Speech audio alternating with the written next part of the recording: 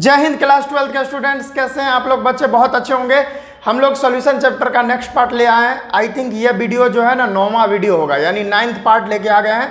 पिछले सारे वीडियो का लिंक आपको डिस्क्रिप्शन में मिल जाएगा, नहीं तो आई बटन पर ना प्लेलिस्ट बना हुआ है, या हम कोशिश करेंगे, कोशिश क्या कर ही दूंगा, प्लेलिस्ट जो है ना आपको मिल जाएगा। प्लेलिस्ट का जो लिंक होता है वो आपको डिस्क्रिप्शन में मिल जाएगा, तो वहाँ से सारा पहला वीडियो से आप देख सकते हो। इससे पीछे सॉलिड स्टेट हमने पढ़ा चुका है, उसका भी वीडियो का लिंक आपको डिस्क्रिप्शन में मिल जाएगा, सारे वीडियोज़ का। तो चलिए हम स्टार्ट करते हैं। मेरा नाम है विजेतानंद और आप देख रहे हैं आप ही का चैनल एकलव्य वाटिका। तो आइए बच्चों स्टार्ट करते हैं। आज हम लोग बहुत ही इंपॉर्टेंट टर्म पढ़ने जा रहे हैं सॉल्यूशन चैप्टर का, बहुत ही इंपॉर्टेंट है। बोर्ड में तो पूछा ही पूछा जाता है भाई, बोर्ड में हमेशा पूछता है, और बिहार बोर्ड में तो सबसे ज़्यादा। रॉल्ट्स लॉ, ठीक है, रॉल्ट्स लॉ ये बहुत ही इंपॉर्टेंट है, इसको अभी हम लोग देख लेंगे। ठीक है, अभी से लेकर 20 मिनट तक हमारे साथ बने रहिए, पूरा चीज़ 20 मिनट में आपको क्लियर कर ही दूंगा। ठीक है, तो स्टार्ट करते हैं। पहले कुछ बातें हैं जो हमको समझनी है, तब जाके रॉल्ट्स लॉ बहुत अच्छे से समझ में आ जाएगा। क्या क्या बात है, अभी रॉल्ट्स लॉ पढ़ाऊंगा, लेकिन उसके पहले ना हम थोड़ा फाउंडेशन बना लेते हैं। अगर आपका बेस कमज़ोर है तो आप डेफिनेटली रॉल्ट्स लॉ को नहीं समझ पाइएगा। तो कुछ बातें हैं रॉल्ट्स लॉ पे आधारित, उसको हम समझ लेते हैं, तब रॉल्ट्स लॉ के ऊपर चलते हैं। क्या है देखिए, ये एक बीकर नहीं है, ये कोई कंटेनर है, ये कंटेनर, 3 कंटेनर है, जिसमें यहाँ इस वाले कंटेनर में हमारा सॉल्यूट डाला गया है। क्या डाला गया है बच्चों? इस वाले कंटेनर में सॉल्यूट डाला गया है। इस वाले कंटेनर में देख रहे हैं सॉल्वेंट डाला गया है, और इस वाले कंटेनर में ये सॉल्यूट और सॉल्वेंट दोनों मिला दिया है, तो ये वाला कंटेनर सॉल्यूशन हो गया। लेकिन अभी जो हम रॉल्ट्स लॉ पढ़ेंगे, तो वो रॉल्ट्स लॉ में क्या है बच्चों कि यहाँ पर जो लिक्विड होता है, यानी जो भी हम सॉल्यूट लेंगे या जो सॉल्वेंट लेंगे, वो हमारा कैसा सॉल्यूट और सॉल्वेंट होना चाहिए? वोलेटाइल होना चाहिए। क्या भाई? वोलेटाइल। अच्छा, वोलेटाइल और नॉन वोलेटाइल आपको पता होना है, मतलब होना चाहिए। वोलेटाइल क्या होता है कि वैसा लिक्विड जिसका वाष्प बन जाए, जो तुरंत वेपोराइज हो जाए। जैसे वाटर का वेपर बन सकता है ना बच्चों, तो अरे भाई समझ तो लो क्या होता है वोलेटाइल लिक्विड। अगर बात करें तो वोलेटाइल का मतलब होता है जिसका वाष्प बन पाए या जो वेपोराइज हो जाए, उसको वोलेटाइल बोलते हैं। नॉन वोलेटाइल क्या होता है? जो जिसका वेपर ना बने या बहुत बहुत कम बने, वो नॉन वोलेटाइल होता है। तो वोलेटाइल और नॉन वोलेटाइल आपको समझ में आ गया है। तो चलिए स्टार्ट करते हैं अब।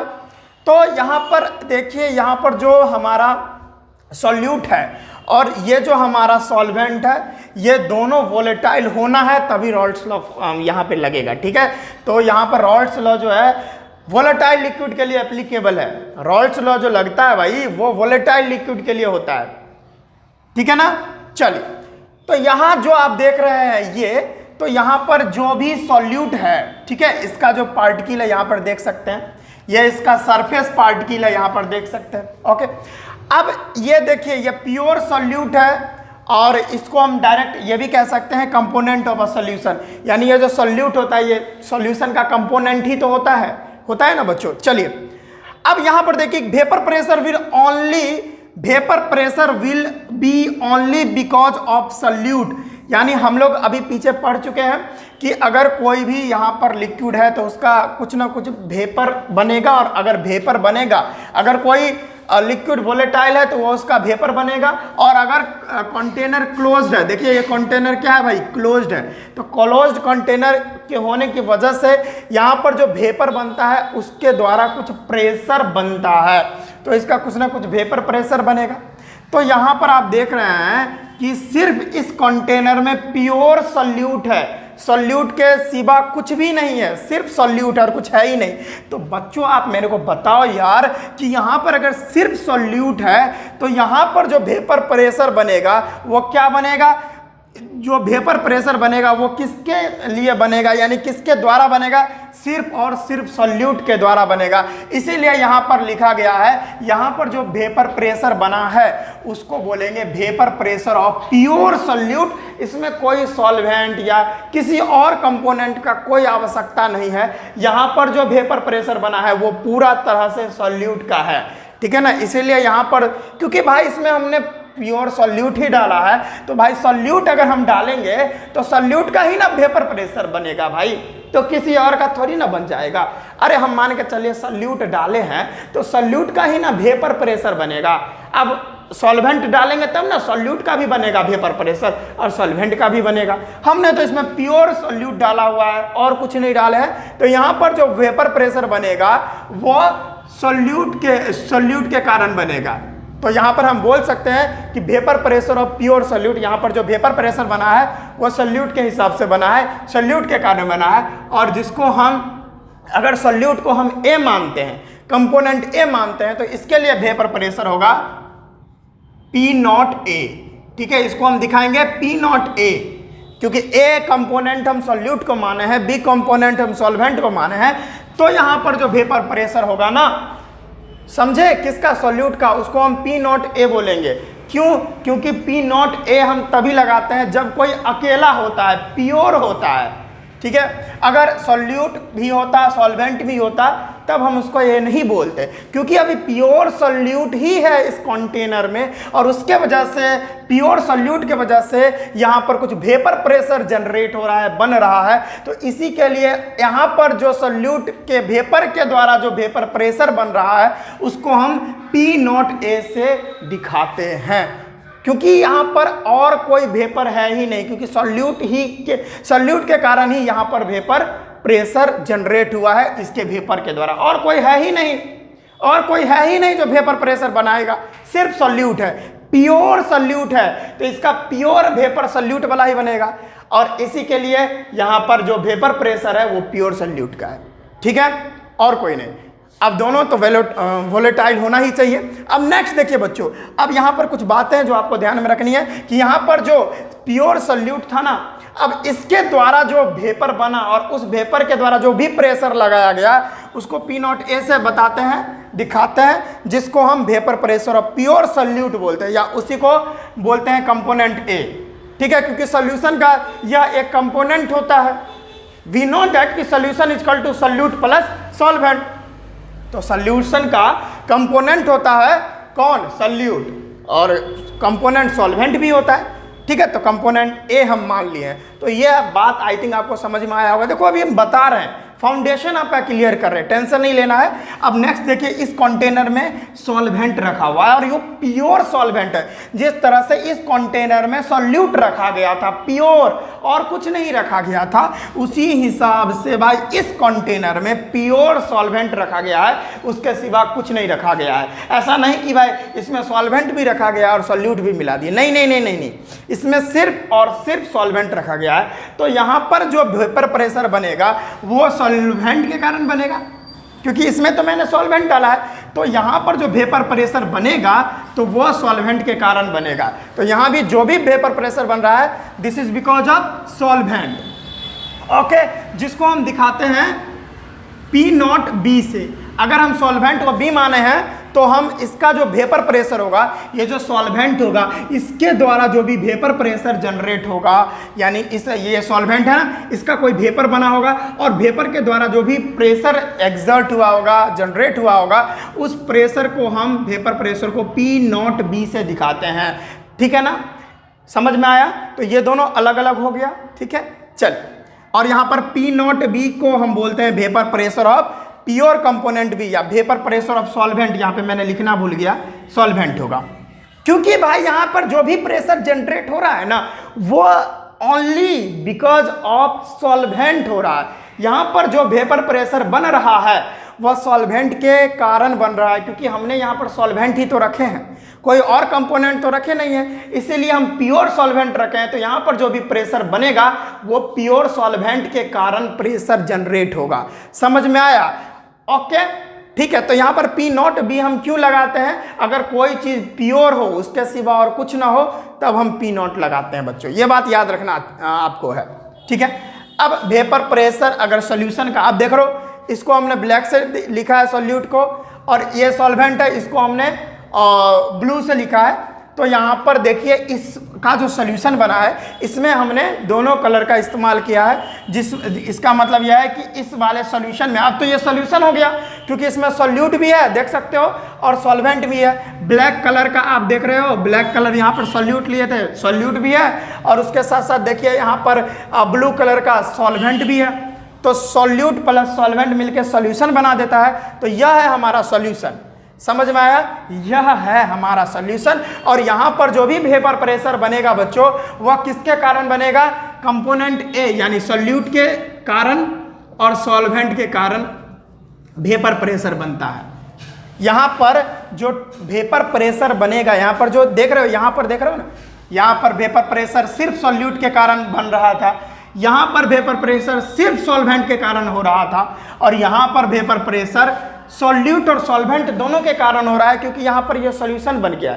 हमने सॉल्यूट भी मिला दिया, इसमें हमने सॉल्वेंट भी मिला दिया, तो यहाँ पर जो वेपर प्रेशर बनेगा वो सॉल्यूट और सॉल्वेंट दोनों के कारण बनेगा। और डेफिनेटली है क्योंकि इसमें प्योर सॉल्यूट था तो यहाँ पर जो वेपर प्रेशर था वो भी बहुत ज़्यादा था, बहुत ज़्यादा। यहाँ पर प्योर सॉल्वेंट था तो यहाँ पर जो वेपर प्रेशर था वो ज़्यादा था। लेकिन अब यहां पर देख लीजिए, अगर हम यहां पर बात करेंगे तो वेपर प्रेशर घट जाएगा सॉल्यूट के लिए। अगर हम पर्टिकुलर बात करें सॉल्यूट के लिए वेपर प्रेशर तो वो घट जाएगा ना, क्योंकि सॉल्वेंट भी तो आ चुका है। तो यहां पर वेपर प्रेशर जो है सॉल्यूट का घटने लगता है, फिर सॉल्वेंट का बात करें उसका भी घटने लगता है, ठीक है। तो अगर हम वेपर प्रेशर का बात करें पूरे सॉल्यूशन का तो कैसे निकालेंगे? Vapour pressure of component A और vapour pressure of component B को ऐड करेंगे तो आ जाएगा हमारा, ठीक है। यानी सॉल्यूट का और सॉल्वेंट का दोनों मिलाकर ऐड करना पड़ता है, ठीक है। अब यहाँ एक बात लिखा गया है जिसको हम पढ़ते हैं, due to decreasing in number of particles of solute. अब यहाँ पर देखो क्या हुआ, यहाँ पर बहुत सारे खूबे सारे पार्टिकल्स थे सॉल्यूट के, क्योंकि बहुत सारे, देखो ना इसमें सिर्फ और सिर्फ सॉल्यूट ही भरा है, तो इसमें सॉल्यूट के पार्टिकल्स बहुत ही ज़्यादा थे कि नहीं। अब यहाँ पर देखिए इसमें सिर्फ सॉल्वेंट है तो इसमें सॉल्वेंट का पार्टिकल्स बहुत खूबे सारे हैं। अब क्या है, अब इसी को कंटेनर का साइज वाइज सेम ही है। अब देखो इसमें सॉल्यूट भी है और सॉल्वेंट भी है, तो इसके कंपैरिजन में यहाँ पर तो सॉल्यूट कम होगा ना, क्योंकि यहाँ बहुत ज़्यादा था। क्योंकि अब इसमें सॉल्यूट भी है और सॉल्वेंट भी है क्योंकि ये सॉल्यूशन है, तो सॉल्यूट और सॉल्वेंट दोनों है, जिसके वजह से यहाँ पर डेफिनेटली है सॉल्यूट का और सॉल्वेंट दोनों का नंबर ऑफ पार्टिकल्स क्या होता है? डिक्रीज करता है। समझ में आ रहा है? नंबर ऑफ पार्टिकल्स डिक्रीज करने के कारण अब जितना कम पार्टिकल होगा सॉल्यूट का या सॉल्वेंट का उतना कम वेपर प्रेशर बनेगा। तो इसीलिए पार्टिकल्स जो है सॉल्यूट का और सॉल्वेंट का दोनों का कम हो जाता है इस सॉल्यूशन में, जिसके वजह से वेपर प्रेशर भी क्या हो जाता है? कम हो जाता है। देख रहे हो वही बात लिखा है, and therefore vapour pressure of solute and solvent will decrease, घटने लगता है। और इसी को हम बोलते हैं, this is called lowering vapour pressure, इसी को लोअरिंग वेपर प्रेशर बोलते हैं। अब यहाँ पर यह मैं क्यों बताया है बहुत अच्छे से समझा देता हूँ अभी। अब हम रॉल्स लॉ समझेंगे, क्योंकि हमने P नॉट ए और P नॉट बी, और यहाँ पर हम सॉल्यूशन का अगर वेपर प्रेशर निकालेंगे तो सॉल्यूट का वेपर प्रेशर और सॉल्वेंट का वेपर प्रेशर यहाँ पर हम लोग ऐड करेंगे तब निकलेगा। अब देखिए हम रॉल्स लॉ को पढ़ने के लिए तैयार हैं। पहले आप इतना लिखें और एकदम चुटकियों में आपको समझ में आ जाएगा वेपर प्रेशर, भाई सॉरी रॉल्स लॉ तुरंत समझ में आ जाएगा। पहले इसको नोट कर ले एक बार जल्दी से।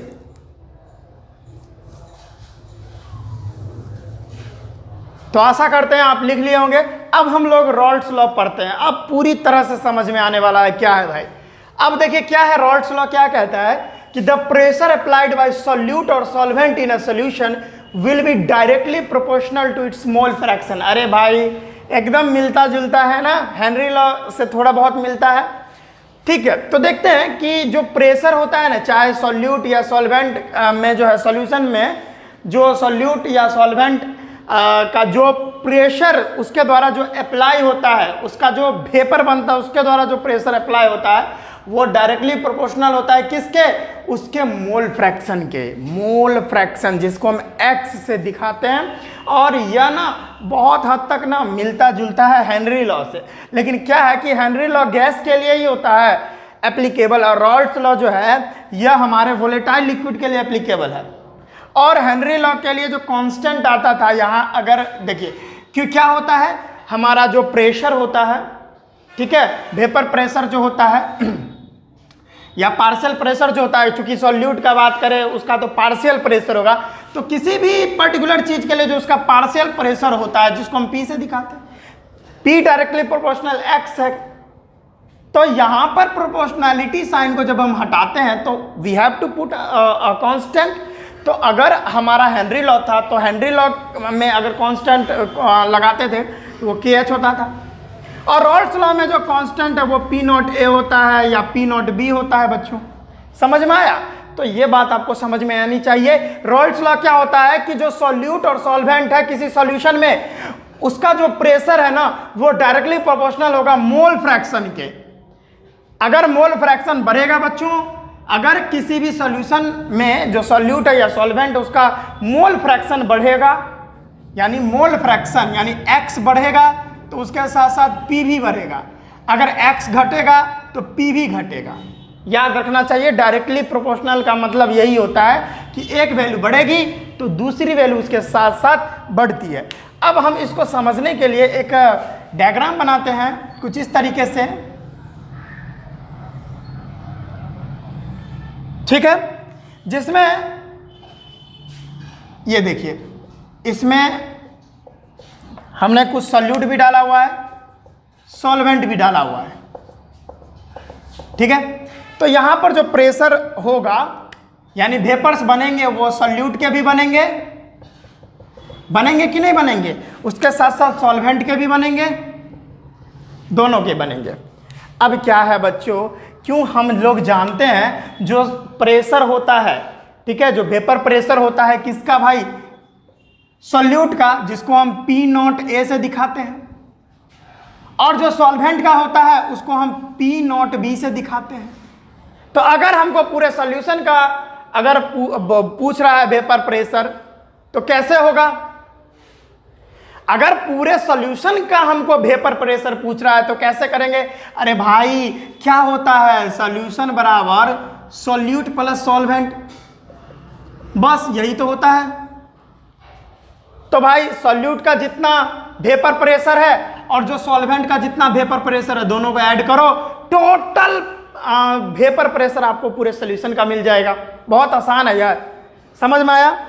चलो भाई, तो यहां पर हम क्या लिख सकते हैं भाई कि अगर पूरे सॉल्यूशन का यानी P टोटल निकालना है आपको, यानी टोटल वेपर प्रेशर निकालना है आपको, तो उसके लिए आपको क्या करना पड़ेगा, PA यानी पार्शियल प्रेशर सॉल्यूट का प्लस में PB। हेनरी लॉ से हम लोग यही जानते हैं, P टोटल निकाला है तो PA प्लस PB होता है। इसको हम देखेंगे, इसको डिराइव भी करेंगे। तो इतना आई थिंक आपको समझ में आया। तो हम सॉल्यूशन का हम देख लेते हैं, और अगर मान के चलिए यहाँ पर देखिए ये सॉल्यूट है, इसमें सॉल्वेंट है, दोनों का अलग अलग हमको निकालना है, तो इसी के लिए हमको यहाँ पर रॉल्स लॉ पढ़ना पड़ता है, ठीक है। जहाँ पर रॉल्स लॉ कहता है कि किसी भी सॉल्यूशन में जो सॉल्यूट और सॉल्वेंट होता है वो डायरेक्टली प्रोपोर्शनल होता है उसके मोल फ्रैक्शन के। यहाँ पे पार्शियल प्रेशर यानी pressure is directly proportional to the X यानी मोल फ्रैक्शन के। समझ में आ रहा है? और यहाँ पे तो बता ही दिया कि हेनरी लॉ जो है स्पेशल केस है रॉल्स लॉ का, ठीक है। यहाँ पर ये जो रॉल्स लॉ यहाँ पर दिया गया है वो मिलता जुलता है हेनरी लॉ से। हम बता दिए ये हेनरी लॉ गैस के लिए होता है, ये वोलेटाइल लिक्विड के लिए होता है रॉल्स लॉ। इसमें कांस्टेंट KH होता है और इसमें कांस्टेंट P0A और P0B होता है, सॉल्यूशन का कंपोनेंट्स होता है, ठीक है ना। समझ में आया? चलो अब सॉल्यूट जो होता है, अब समझो भाई, सॉल्यूट के लिए हम आपको बता रहे हैं। सॉल्यूट के लिए अगर हम बात करें वेपर प्रेशर तो कैसे निकालेंगे, अरे भाई कुछ नहीं है, तो PA इक्वल टू क्या होगा, देखिए यहां से जो अगर प्रोपोर्शनैलिटी साइन को हटाते हैं ना, देखो भाई अगर यहां से हम प्रोपोर्शनैलिटी साइन को हटाएंगे तो या तो P0A आएगा या P0B आएगा, वही तो कांस्टेंट हो जाएगी यहाँ के लिए ना। तो अगर हम सॉल्यूट के लिए बात कर रहे हैं तो यहाँ पर देखिए अगर हम PA की बात करें सॉल्यूट के लिए तो यहाँ पर P0A हो जाएगा और क्या हो जाएगा, इनटू में XA हो जाएगा। और XA क्या है, मोल फ्रैक्शन होता है। XA क्या है, mole fraction of solute. XA का मतलब मोल फ्रैक्शन ऑफ सॉल्यूट, यहाँ पर एकदम खुल के लिख रखा है। यहाँ पर P0A का मतलब है vapour pressure of pure solute.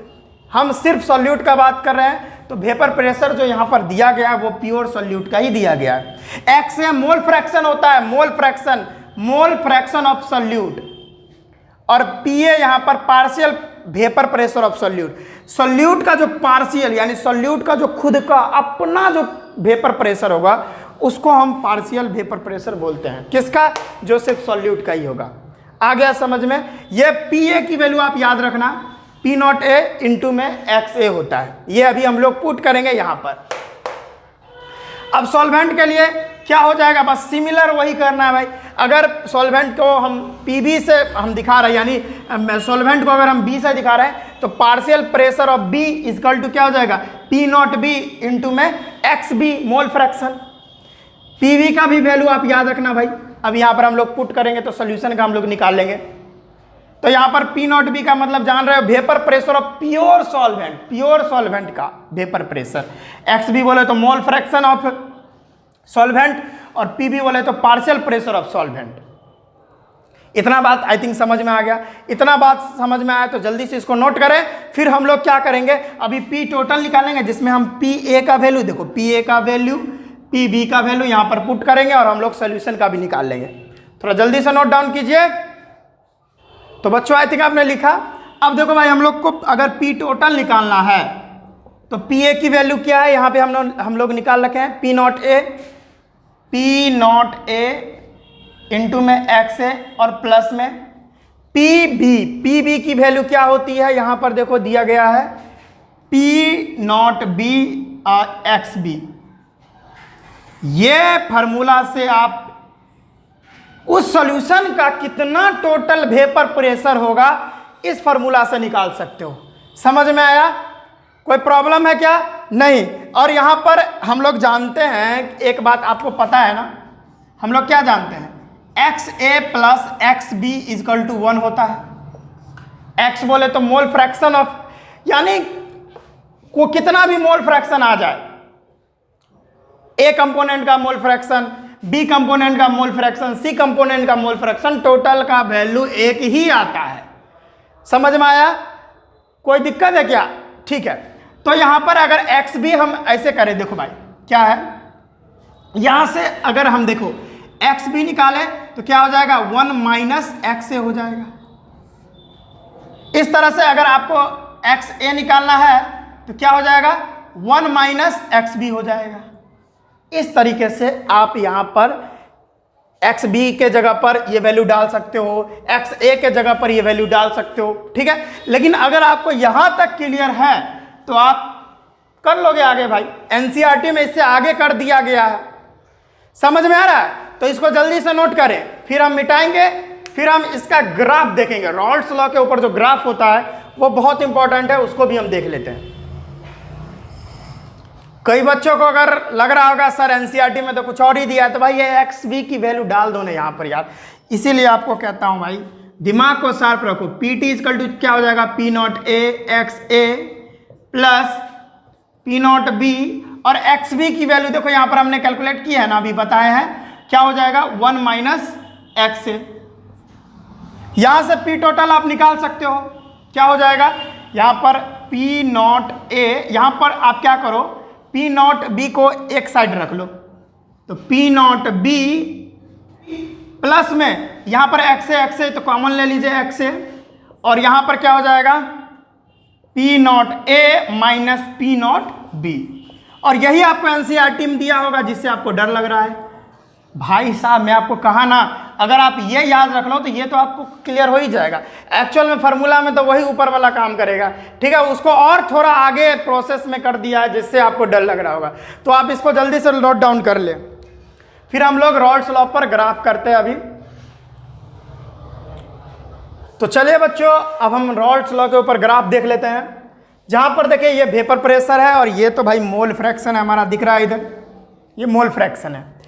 अगर एक्स ए की वैल्यू 1 है और एक्स बी की वैल्यू 0 है तो डेफिनेटली एक्स ए के वजह से इसका एक्स ए यानी मोल फ्रैक्शन 1 है, जिसके वजह से इसका कुछ पार्शियल प्रेशर भी होगा। क्योंकि अभी हम जस्ट अभी पढ़ के आए हैं, अभी हमने जस्ट पढ़ के आया है कि अगर किसी का मोल फ्रैक्शन अगर ज़्यादा होगा, क्योंकि डायरेक्टली प्रोपोर्शनल है ना प्रेशर से, जितना ज़्यादा प्रेशर उतना ज़्यादा मोल फ्रैक्शन, यानी जितना ज़्यादा मोल फ्रैक्शन उतना ज़्यादा प्रेशर।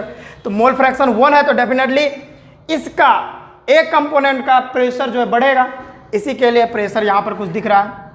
अब देखिए मोल फ्रैक्शन घट रहा है, अब एक था यहाँ 0.8 आ गया, यहाँ 0.6 आ गया, 0.4 आ गया, 0.2 आ गया और फाइनली जाके 0 आ गया। इसी के लिए इसका P नॉट ए का ग्राफ देख रहे हैं, धीरे धीरे स्लोप इसका क्या रहा है, घट रहा है, एकदम पूरा घट रहा है। समझ में आ रहा है? पहले ये ज़्यादा था, अब देखिए यहाँ आ गया, ठीक है, फिर अब यहाँ आ गया, फिर यहाँ आ गया, फिर यहाँ आ गया और फाइनली जाके 0 हो गया। तो देख रहे हैं इसका ग्राफ धीरे धीरे घट रहा है। अब लेकिन यहाँ पर एक्स ए घट रहा है, लेकिन यहाँ पर देखिए एक्स बी 0 था, यहाँ एक्स बी धीरे धीरे क्या हो रहा है, बढ़ रहा है। तो यहाँ 0.2 था, फिर यहाँ 0.4 हो गया एक्स बी यानी mole fraction, X B B component का मोल फ्रैक्शन देखिए बढ़ रहा है, फिर यहाँ पर 0.8 हो गया और फाइनली जाके कितना एक्स बी का वैल्यू यानी मोल फ्रैक्शन बी कंपोनेंट का 1 हो गया। तो देखिए यहाँ से धीरे धीरे बढ़ रहा है, ये बढ़ते चला गया, बढ़ते चला गया, देख रहे हैं। तो इसी के लिए जो P नॉट बी की वैल्यू होगी, इसके लिए एक्स बी के लिए यानी एक्स बी के कारण जो P नॉट बी आएगी वो यहाँ पर देख सकते कितना ज़्यादा है, उसकी वैल्यू बहुत ज़्यादा होगी। और ये तो हमारा सॉल्यूट है, देख रहे हैं यहाँ पर सॉल्यूट है, ये हमारा इधर मान के चलिए एक तरफ सॉल्यूट होगा, एक तरफ हमारा सॉल्वेंट होगा, और यहाँ पे इधर ये जो केस देख रहे हैं ये इतना दूर, ये हमारा सॉल्यूशन का भाग है। ये क्या है भाई, ये सॉल्यूशन का भाग है। समझ में आ रहा है? कोई दिक्कत है क्या? क्योंकि हम लोग जानते हैं solution equal to solute plus solvent होता है। अगर एक्स ए और एक्स बी की वैल्यू हम लोग जानते हैं 1 होता है। अगर एक्स ए अगर 0 आ गया, जैसे यहाँ पर देख रहे हैं एक्स ए इधर इधर देखिए एक्स ए 0 आ गया, तो इसका मतलब क्या है, तो एक्स बी इक्वल टू 1 आ जाएगा, वैल्यू क्या आ जाएगा, देखिए अगर एक्स ए की वैल्यू 0 आ गई तो यहाँ पर क्या हो जाएगा, एक्स बी बराबर क्या हो जाएगा, यहाँ पर देखिए 1 इक्वल, हाँ एक्स ए बराबर 0 है तो एक्स बी बराबर क्या हो जाएगा, 1 आ जाएगा। इसका मतलब यह जो है एक्स बी क्या है, प्योर सॉल्वेंट है। एक्स बी क्या है, प्योर सॉल्वेंट, इधर सॉल्वेंट है भाई। समझ में आया? कोई प्रॉब्लम है क्या? नहीं। अब यहाँ पर देखिए सॉल्यूट एक्स ए का वैल्यू अगर 1 आ गया तो इसका मतलब ये नहीं है कि ये सॉल्यूशन का है, ये सॉल्यूट का है। और जो कि यहाँ पर देखिए सॉल्यूट एक्स ए की वैल्यू यहाँ पर 1 आ गई है, ये सॉल्यूट है। इधर इधर वाला भाग क्या है भाई, सॉल्यूट है। इधर वाला भाग हमारा सॉल्यूट, और बीच वाला जो भाग है वो हमारा सॉल्यूशन को दिखा रहा है, देख रहे हैं। इसी के लिए P solution equal to P A plus P B. समझ में आ गया? तो यही है हमारा ग्राफ रोल्स लॉ के ऊपर। तो इसको भी जल्दी से नोट डाउन करेंगे, आप थोड़ा जल्दी से कर लें। ठीक है बच्चों, आपने इसको नोट डाउन कर लिए होंगे। कैसे यहाँ पर मोल फ्रैक्शन बढ़ रहा है तो प्रेशर भी क्या हो रहा है, बढ़ रहा है, क्योंकि डायरेक्टली प्रोपोर्शनल होता है। मोल फ्रैक्शन घट रहा है तो देख रहे हैं पी नॉट ए की वैल्यू भी घट रही है। तो आपको समझ में आ गया होगा। इधर देखिए एक्स बी यानी मोल फ्रैक्शन कंपोनेंट बी का बढ़ रहा है, तो यहाँ पर देख रहे हैं इसका पार्शियल प्रेशर यानी पी नॉट बी भी क्या हो रहा है, बढ़ रहा है। समझ में आ गया? तो ये बातें आपको समझ में आ गई होंगी। ठीक है, एक पॉइंट आता है हमारा कि अगर इस दोनों में देख रहे हैं ये सॉल्यूट है और ये सॉल्वेंट है, दोनों क्या है, वोलेटाइल है। दोनों क्या है, वोलेटाइल, ये भी वोलेटाइल है। दोनों वोलेटाइल है तब ये चीज आ रहा है। और इस दोनों में से अगर सॉल्यूट नॉन वोलेटाइल होता बच्चों, अगर ये नॉन वोलेटाइल होता तो ये कहानी बदल जाती। ठीक है, तो वो भी ग्राफ हम लोग नेक्स्ट वीडियो में देखेंगे। अभी कुछ और बातें हैं जो रोल्स लॉ के बारे में बतानी है। वीडियो लंबी हो गई है, इसी के लिए उसको हम नेक्स्ट वीडियो में डिस्कस करने वाले हैं। आज के इस वीडियो में बस हम इतना ही रखते हैं। इससे पिछला जो भी लेक्चर्स हो चुका है उसका प्लेलिस्ट का लिंक आपको डिस्क्रिप्शन में मिल जाएगा। आई बटन पर भी लिंक दे देंगे हम, वहाँ प्लेलिस्ट में सिस्टमैटिक ढंग से पार्ट बाय पार्ट वीडियोज आप देख सकते हैं। ठीक है, तो आज के इस वीडियो में बस हम इतना ही रखते हैं। हम मिलते हैं नेक्स्ट वीडियो में। पढ़ाई करते रहिए, तब तक के लिए जय हिंद।